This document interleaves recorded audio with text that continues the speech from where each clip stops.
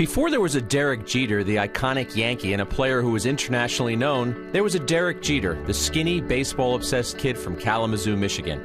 To help understand how he collected more hits than all but 5 players in baseball history, we spoke with people who were there at the beginning of Jeter's journey. His first summer league baseball coach, his first minor league manager, his first minor league fielding guru, his first general manager, and one of his veteran teammates. All 5 men influenced the young Jeter and were guides along Jeter's journey. He ran a little faster than the other kids even at that age. He had a little stronger arm than the other kids. He was real unassuming, he was real quiet, he had leadership.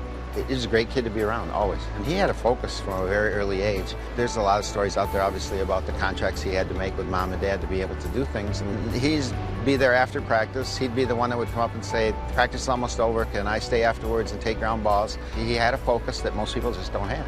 Derek was a skinny guy, skinny legs, skinny arms, and he always came out the next day, no matter what kind of day he had at the plate, whether it was a good day or a bad day. He came out the next day. He was in the batting cage waiting, and he always had a smile on his face. It seemed like his confidence was just unshakable at the time. I remember a young kid that had an infectious personality. Young players gravitated to him. Older guys gravitated to him, so there was a lot there. People were always interested in what he had to say.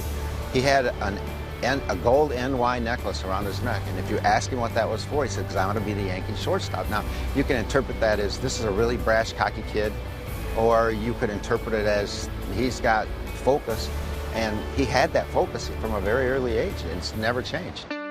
Jeter's reputation as a focused and talented player continued to spread.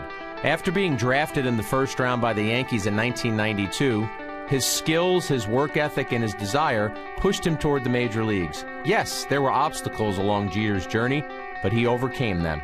I'd heard some things about him, and I knew he was, and I went down to Greensboro, and I saw him play down there, but I didn't know much about him before that. You could tell he was a good thinker, and he did listen, though. I knew he was very coachable. I think he showed maturity beyond his years, and he just had that confident demeanor, even though he went through phases where he struggled offensively and defensively, and he showed great poise and maturity, and that's one of the things that really stood out to all of us.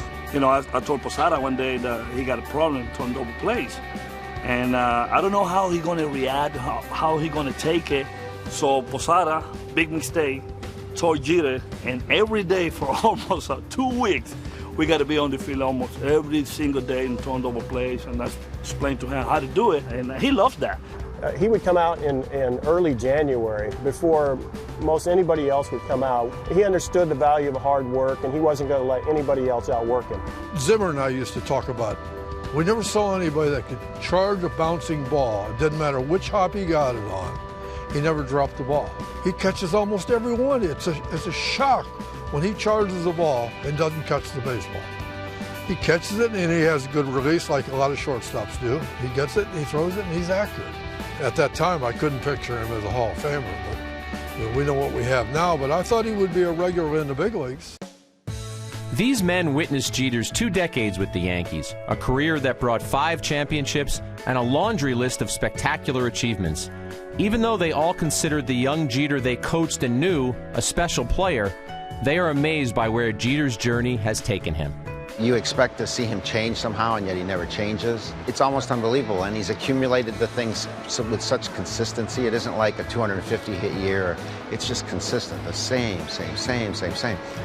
The Gold Glove is not because he makes such spectacular plays. It's because he makes plays day in and day out. And he's done that for 20 years, which is just unheard of. He's the benchmark for all shortstops and for all players in Major League Baseball, so the more that I can have young players lay eyes on Derek and the way he goes about his work, the better they'll become. It was a marvel with what he did and the way he handled himself, and clutch performances and steadiness.